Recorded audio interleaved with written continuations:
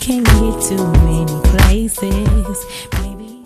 This is my response to an email that we got here at FaithWalkTV. We got an email, and this is my response to the email. Now, I'm gonna try to do my best.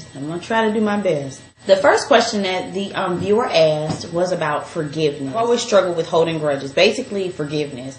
And I always say I forgive a person, but then never talk to them again. And deep inside, I have like this dislike for them. And I know that once you truly forgive, you should treat that person as you would have if what they did never happened.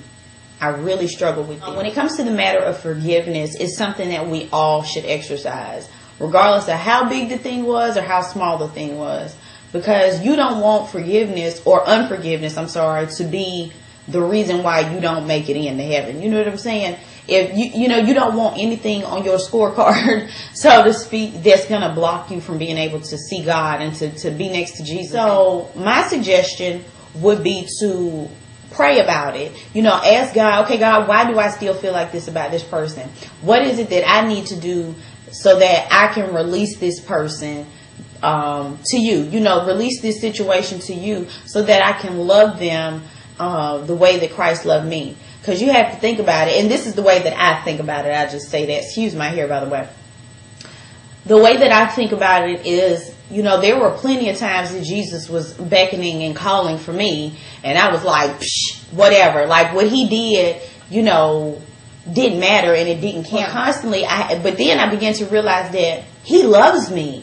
No matter what I do, no matter what I say, no matter how I act, no matter how worrisome I am, he loves me. And he loves me because he loves me. He doesn't love me for any other reason than the fact that I am made in his image and in his likeness. And that's why God loves me. And so, no matter what I did, he always loved me. He always loved me. So even through all the stuff that I've been through, he loved me through that. You know what I'm saying? And he didn't hold no grudge against me. And every day that I wake up is another day of mercy and grace. And so you have to begin to exercise mercy and grace with other people, other fleshly beings or whatever. I mean, regardless of what they've done. I'm not saying y'all have to be honky-dory, like totally BFF or whatever. But, you want to be able to, minister without literally minister the love of Jesus Christ to people. And if you're holding grudges and, holding back in your heart, grudges and stuff for people that they don't know no better. And even if they do know better, that's not the point. Because we knew better when we were offending Jesus, and when we do offend Jesus, and when we, say things out of how he wants us to talk, and when we act outside of how he wants us to act, we offend him too. And, sometimes we don't even take time to say sorry, just like people don't ever take time to tell us sorry.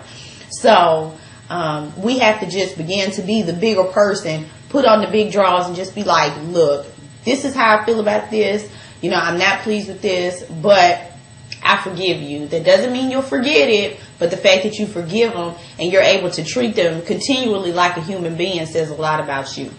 So, that's my rant on forgiveness. And the other one is, the other question was, she has a big problem with cursing, but not like a sailor or something like that, but just the fact that she does, period, kind of bothers her. My deal on cursing now.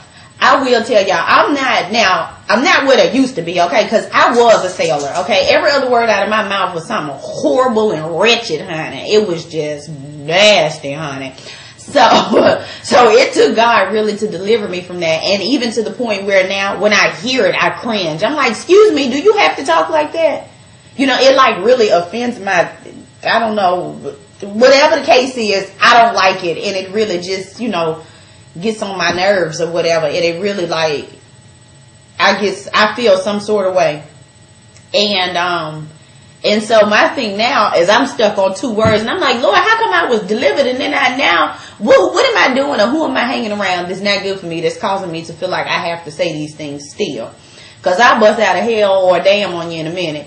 Because I just, and sometimes, I'm still in my flesh and I be in my feelings. And so I tend to put that out there.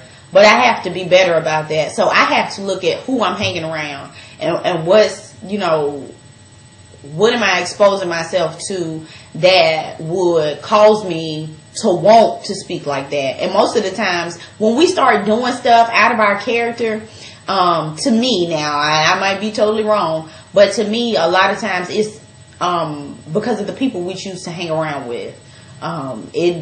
Sometimes because everybody's not going to be saved right off the bat or whatever, but you do have the choice of who you decide to hang out with. And if you're hanging out with people that, you know what I'm saying, not saying you should just hang around church folks all day, but if you're hanging around people and they're participating in something that you have not been completely delivered from, or something that you struggle with, that you don't really want to give up, but God needs you to give up, or whatever, you know, you'll find yourself in those kind of places. Like, even for me, when I know, like, when I was out in the world and I was, you know, having sex and sleeping with a bunch of people, stuff that I didn't even do, I was doing, but I realized later on that there was things that they did because we had formed a bond, you know, that emotional and spiritual bond or whatever, and so I began to act like those people. So as far as the cursing, that's something that you have to want to give up, and you have to be proactive in that. It's not like God's just going to reach down. Now, it could happen. It's not like he's just going to be like, bam, okay, no more cussing.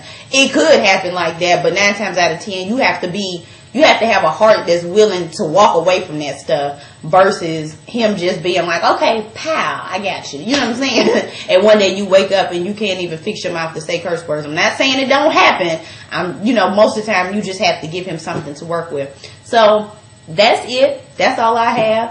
Hope I helped in some form because I love to ramble. So anyway, I'm out. Miss Dina, 610 for Faith Walk TV. Peace and peace. Bye.